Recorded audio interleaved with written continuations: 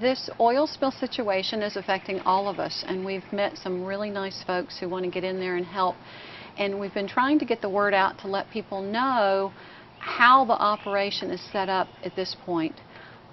Tri-State Bird Rescue has been hired on as the contractor for BP, sanctioned by the federal U.S. Fish and Wildlife Services.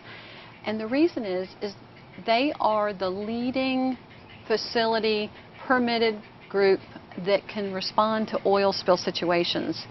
They come on site with a full team of veterinarians, as well as hospital equipment, as well as washing equipment. It's really complicated. You can use up to 300 gallons of water for one bird. At that point, that water is already now a toxin because it's been mixed with oil that's been brought on land.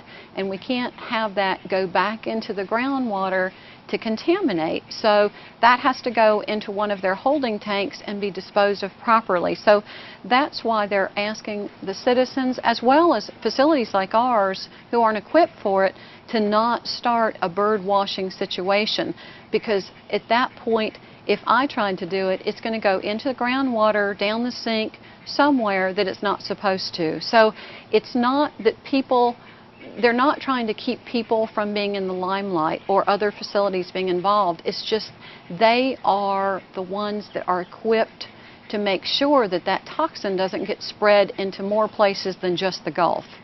So once that bird is stabilized, again, they're going to be doing full veterinary checks, blood work and everything to make sure that the toxins aren't ingested. And if they are ingested into the animal, then they've got to take care of it on a medical standpoint as well. So it's not just washing wildlife, it's also treating for internal situations that are going on with renal failure and other toxins of how they affect their system.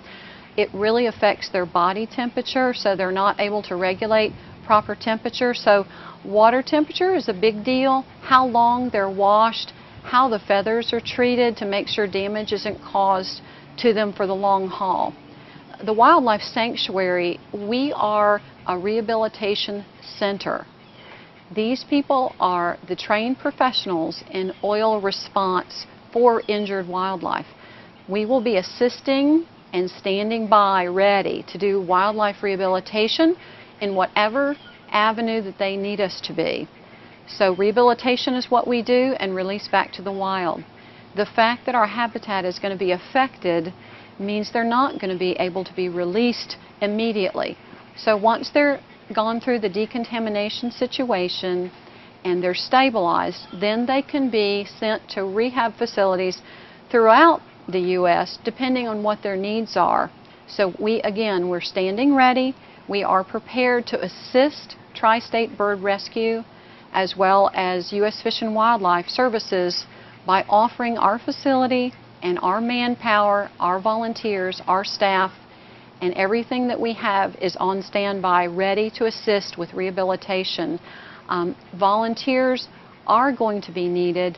It's just right now, we can't do anything right this second because, again, we're dealing with toxins. You just can't recontaminate the groundwater by washing birds anywhere. You have to be protected. It's very toxic. You can't let it get on your skin. You can't let it get everywhere.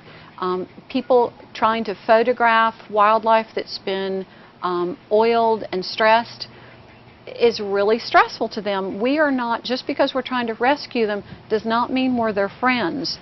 They're not used to the people and the public. They're already stressed because they've got oil all over them and they can't move around and hunt and fish and do what they need to do. So it's just a difficult time for wildlife, and we've got to stand and be ready to assist Tri-State Bird Rescue with whatever it is they need us to do. We need to be ready, because once they move out of our community and they've done their job, we're still going to be here. We've been a facility for 28 years. We will be here for the long haul. We will need your support for the long-term care of the wildlife before the habitat's restored.